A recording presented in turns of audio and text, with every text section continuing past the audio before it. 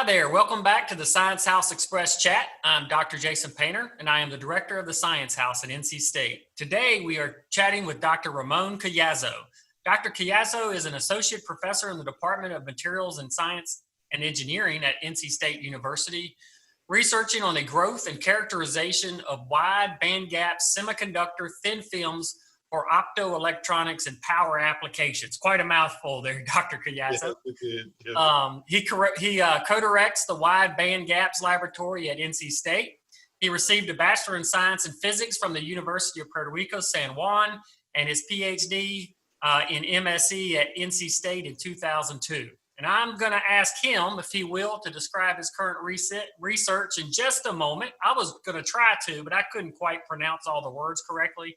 So I thought it'd be best to ask him to do that for us. But Dr. Collazo was awarded the NSF Career Award, which is a very prestigious award to support his work on point defects in these wide bandgap semiconductors, which I hope he's going to tell us a little bit about. And he's well published. He's published over 150 research articles in referee journals. He holds 11 patents, 5 exclusively licensed disclosures. He's probably got more than that since the last time I checked. And he has done just numerous presentations at many prestigious national and international conferences. Dr. Collazo, we are so thankful to have you with us today. We're excited to talk to you about your research. Thank you for having me. Thank you for having me, Jason. Right. Yes, it's quite, the way you said it is quite a mouthful, right? Yeah, it's a mouthful. And so I even practiced that before I got on with you, and I still fumbled right through it. So anyway, what I want you to do is kind of help demystify what I just spoke. Tell us a little bit about yourself and maybe an elevator speech on your area of research. Of course. Like you mentioned, yes, I'm originally from Puerto Rico, from San Juan, Puerto Rico, where I did my undergrad, as you mentioned from my bio. Actually, I did my undergrad in physics, so pretty much my education was around physics eventually until I came here. I'm an NC State grad from Materials Science College of Engineering, right? So, and actually, apparently, I like it a lot. So I'm still 20 years later, I'm still here. Doing research and bringing it all together. Wolfpacker right? For life. that's what happens, right? The area is very good. So in a nutshell, right? Just to translate all those words, if I can, wide bandgap semiconductors in general is what we call it's a specific class of materials, right? That specific class of materials, the specific one that I work with are called nitride semiconductors, right? And what we're doing here is that we learn how to control their properties, the way they work, right? For using them in applications to control light and electricity. Very simple, right? So we learn how to make these materials useful to help us deal with light and electricity. Right? So if I'm a high school student, what sort of applications would that be reflected of? Exactly. So how to control light? Well, very useful. That's what we're going to talk about today. Light emitting diodes. That's a way of controlling light. That's actually a device that we use to convert electricity into light, right? So that's one particular application. Other ways of controlling light, using them as waveguides to help propagation of light into specific directions, and for different applications. That's another application. And how to control electricity. It actually is a very important field of power electronics. That's a subset of that, right? That's how you actually control where you send electrical power into different applications, right? We are all familiar with power as it comes to our homes, right? That's what powers our TVs and everything. Well, the electronics that help you control where the flow of electricity goes, right? That's how it is, as simple as that.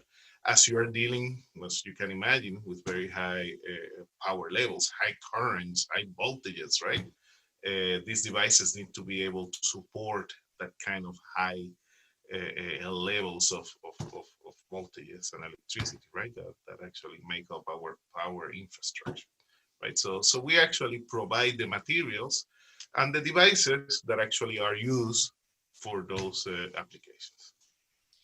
Oh yeah, a couple weeks ago, I guess I'm not sure which news outlet I was looking at, but I was actually working with my kids with the next activity we were going to present in this series, which deals with creating an LED flashlight. And at the same time, I saw your work, which was just amazing and had to do with getting UV light from these, much smaller LEDs, which are light emitting diodes. And so I was very interested in that, and obviously the fact that we're living in this time or this day right now where we're having to deal with COVID-19. This seems like something that could be very important for many industries in our society. So, can you tell us a little bit about that research and anything you can related to this cool idea of getting UV light from LEDs? Yeah, certainly. As you mentioned, I guess you have explained during this week about the use of light emitting diodes, right? We're very familiar, right? Like I mentioned earlier, light emitting diodes, you can think it of a simple device that converts electricity to light, right?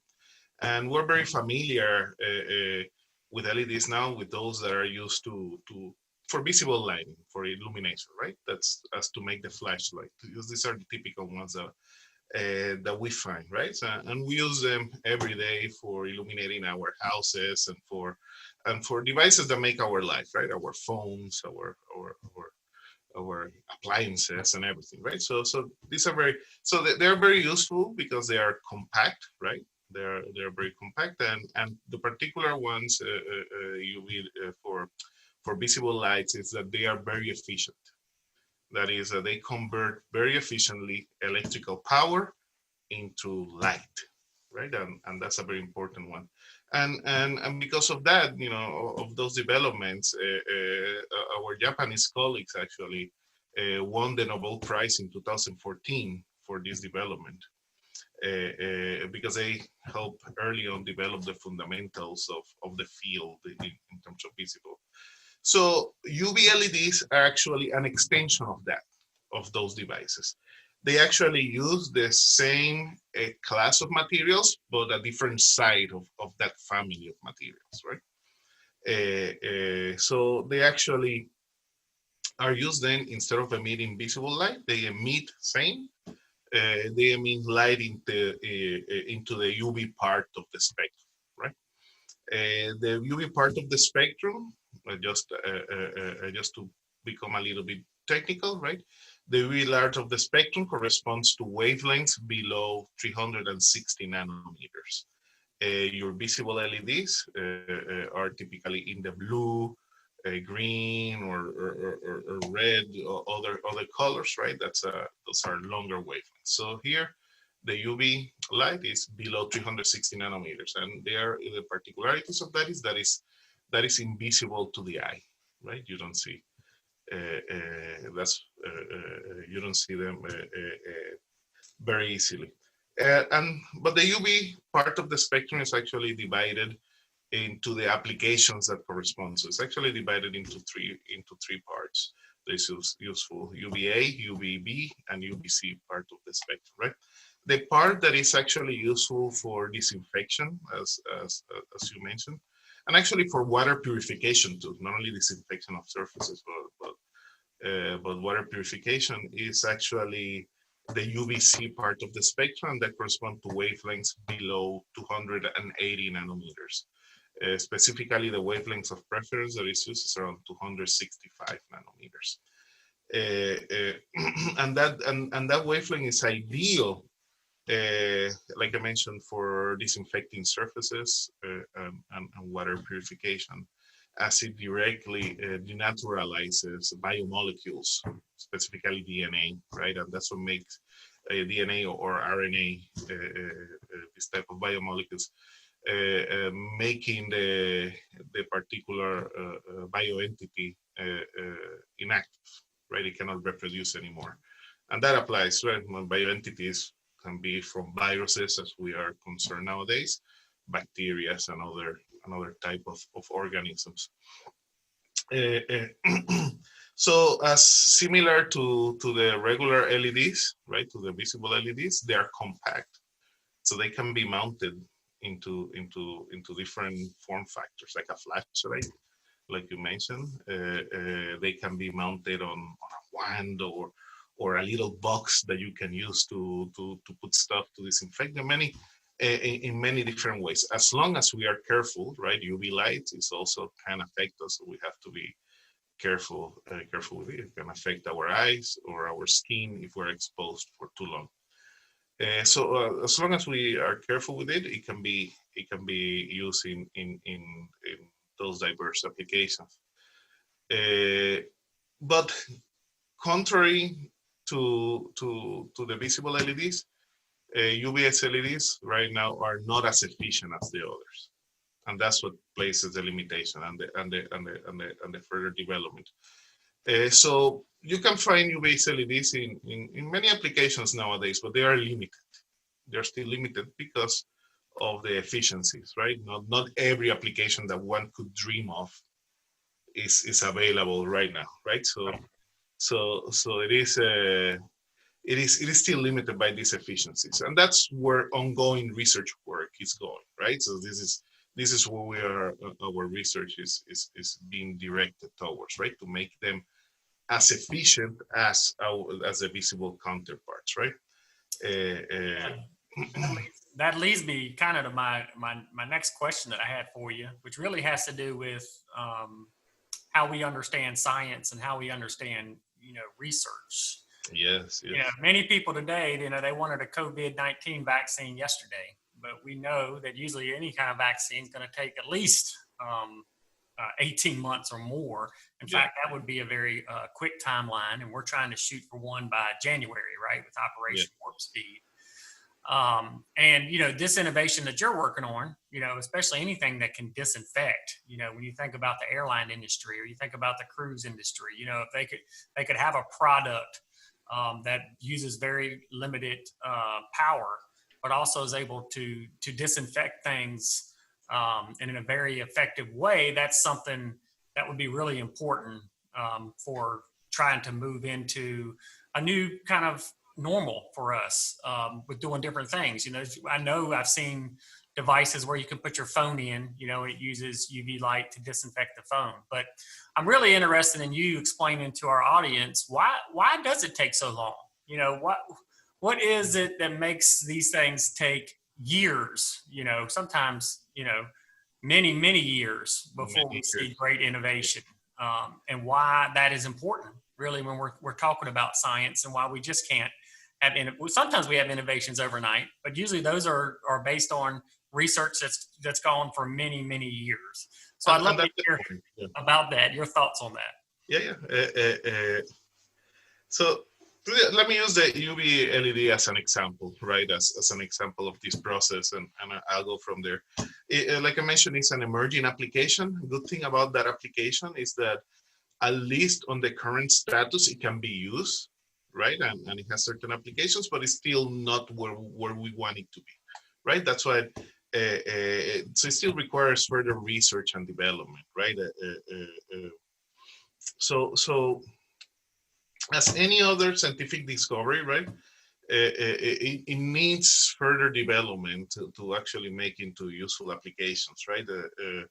And the idea is sometimes this takes more than years, decades, and a lot of resources, right? So we have to take into account that the scientific discovery that actually make this possible actually may have happened many years ago, right?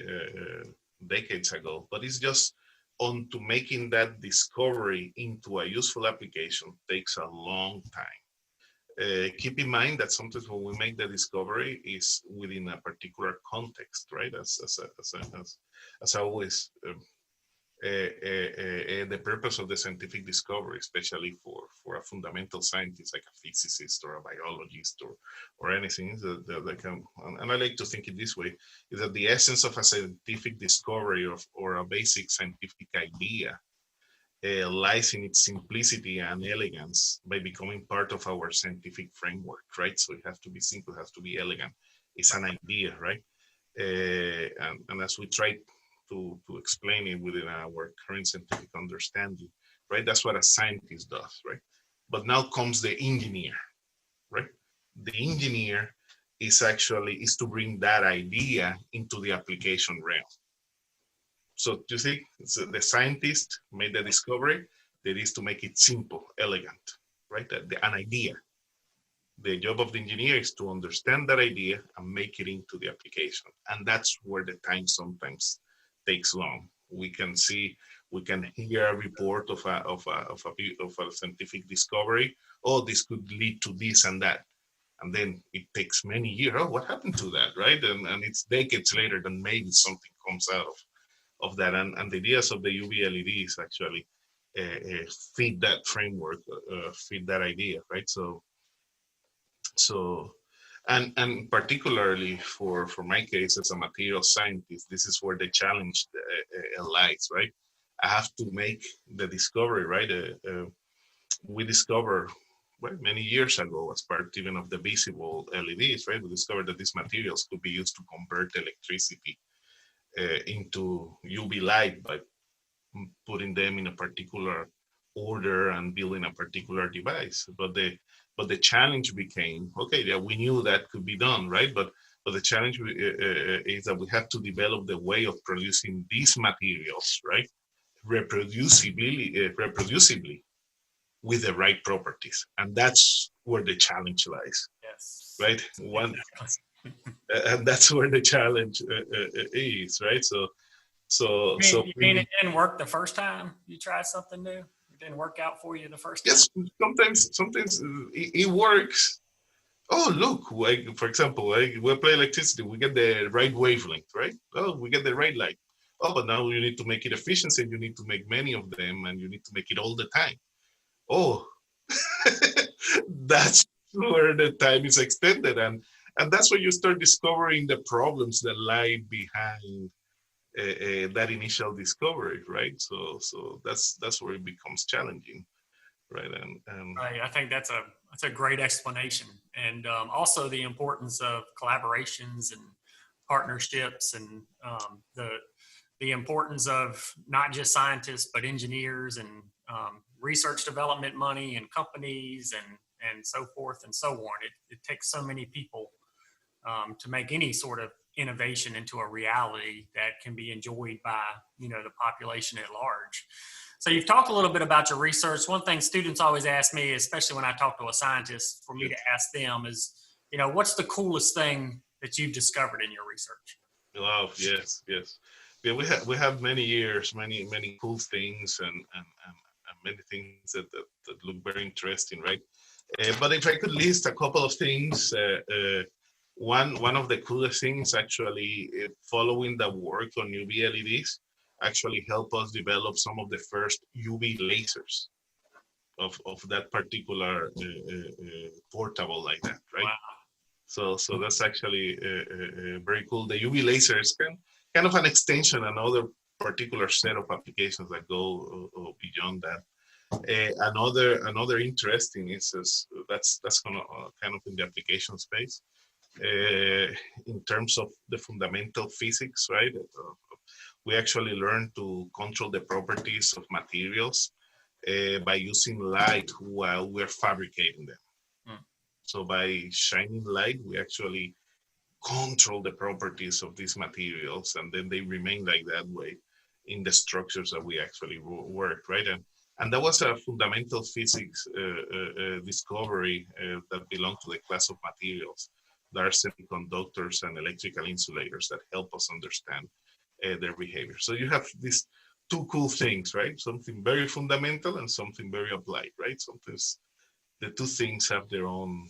Yeah, I hear LED lasers. I can't help but to think about Star Wars and how much closer we must be to a sword, right? Yes, yes, yes, yes. No, that's awesome. I mean, I think that's why people really get into to science to begin with is for the excitement of discovery. Yeah. That discover things that nobody knew before. And so Mm. there are a lot of young people out there that want to solve global problems and are considering pursuing a career in science. So I'm going to ask you, as someone that's very accomplished in their scientific career and is actually solving and could solve some of our major greatest challenges that we have in society, what kind of advice would you give a young person wanting to pursue a career, and whether it could be in science or technology or engineering or math or any other field? Exactly, exactly. So this all, like you mentioned, all those fields are related nowadays, and let's say that's part of the discovery or development infrastructure, right? Ecology, right? So it's engineers, a scientist, a scientist sometimes needs to be an engineer. So all these are linked, right? So I Right. like to think all of them together. So the first thing is what I recommend if you have that inclination and you would like to go into that direction is you have to commit early to your studies and try to be the best, excel in them, especially of course math and science, right? That's needless to say, this is very important because as you commit, that's what open doors later on in the career, right? That's Right. as you go Great to the advice. opportunities that are open. But this is true. Right? I mentioned math and science, but this is without ignoring your other subjects, right? You know, your ELA, like they call it, English language arts, and all these other things, right? That you cannot ignore there, because that's what gives you the perspective in your future work, right? That's with the math and science, you know what to do, but the perspective of what it is, social studies, for example, very important. Right. That gives you perspective on where you want to go. And once you settle and you try to make the best that you could in your middle school and your high school, right?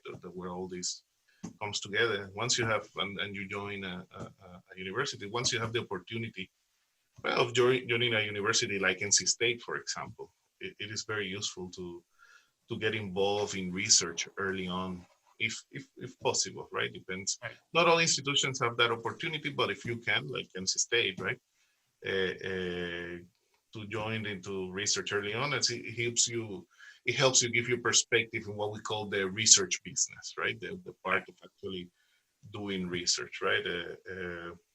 And that's important part of why you needed to excel in your classes, because as you ask for an opportunity on research, right, it's like asking a job, right? And as you asking a job, you have to show, how are you better than the other person? Well, typically we have grades to do that or not.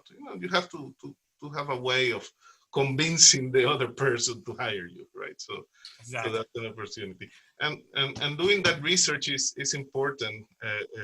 Of course, all that without, again, forgetting without forgetting about excelling in your classes while you're doing your undergrads, right? Because these are the ones that will open the doors for you in your next step, typically going to grad school or continuing education or joining a company, as you select your path, right? So without forgetting. So these are my recommendations as you get involved. And if you get involved in research, right, in the business of research, you will see how research evolves into solving these global problems. Sometimes something that may not look like useful at the beginning, eventually it finds its place, right? Right. Its position in things that we find useful in the future. No, I think that's great advice. I was thinking about when I was even reading your biography and the number of articles that you've published. When you go into science, you don't quite realize how much writing you're going to have Yeah, to do, or how much communication of your science, to be able to communicate your science in a way for someone to replicate it, to replicate what you did, is so critical. And so when I hear people say, well, I only like science, I don't like English, I no, kind no. of remind them you need to like them all because they're all critical for your future career. You need to be a well-rounded professional. That's right. Well, it's okay. Yeah, you like math and science. Sometimes it comes easy to some people, Right. but also English is very important. Language, right? Right. Whatever language it Yeah. is because communication is extremely important, right? Right. And all So that's why I mentioned this in purpose to remind people that this is a fundamental part also of the business of research, of the business of science. Right? Exactly. Well, that's great advice. Thank you so much, everyone, for joining us today. I hope you enjoyed our chat with Dr. Collazo. Next week, we'll be speaking to another great scientist, so be sure to join in. Until next time, be sure to like or subscribe to our channel. Additional information can be found in the description box below. Thank you again so much for watching our Science House Express chat. We'll see you next week.